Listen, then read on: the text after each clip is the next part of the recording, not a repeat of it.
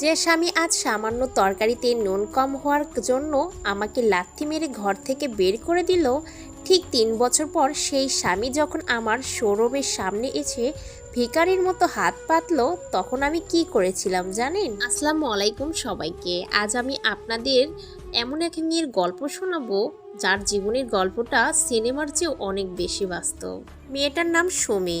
খুব সাধারণ একটা মধ্যবিত্ত পরিবারের বড় মেয়ে। বাবা অনেক কষ্ট করে ধার দেনা করে সুমির বিয়ে দিয়েছিলেন সাইমন নামের একটা ছেলের সাথে। সাইমনের একটা মাঝারি ব্যবসা ছিল, চেয়ারও ছিল সুন্দর।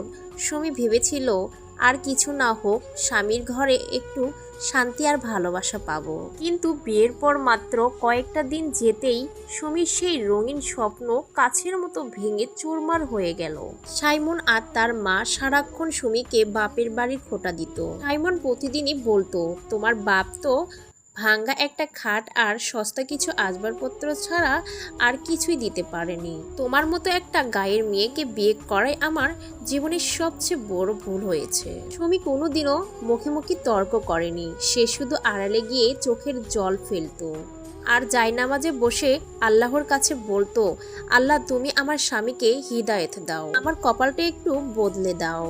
সুমি ভাবতো একদিন হয়তো সবকিছু ঠিক হয়ে যাবে, স্বামী হয়তো তাকে ভালোবাসবে।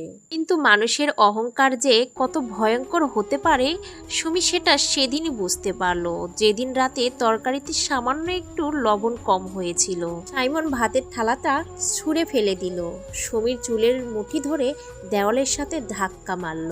সুমি যখন যন্ত্রণায় কাঁদছিল তখন সাইমন তার হাত ধরে টানতে টানতে সদর দরজার বাহিরে এনে বলল, তোর মতো অলক্ষী মেয়ে আমার ঘরের রাখার কোনো দরকার নেই, দূর হয়ে যা আমার বাড়ি থেকে। ঝুম বৃষ্টির ওপর সাইমন দরজাটা মুখের ওপর বন্ধ করে দিল। মাঝরাতে সুমি একা নিঝুম রাস্তায় দাঁড়িয়ে কাঁপছিল।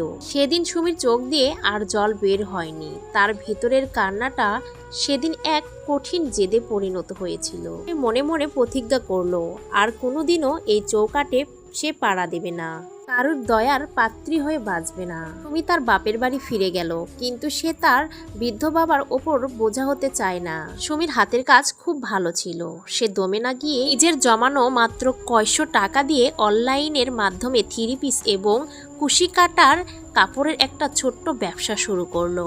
প্রথম চারপাশের মানুষ অনেক কথা শুনিয়েছে, বলেছে স্বামী খেদানো মেয়ে, আবার কিসের ব্যবসা।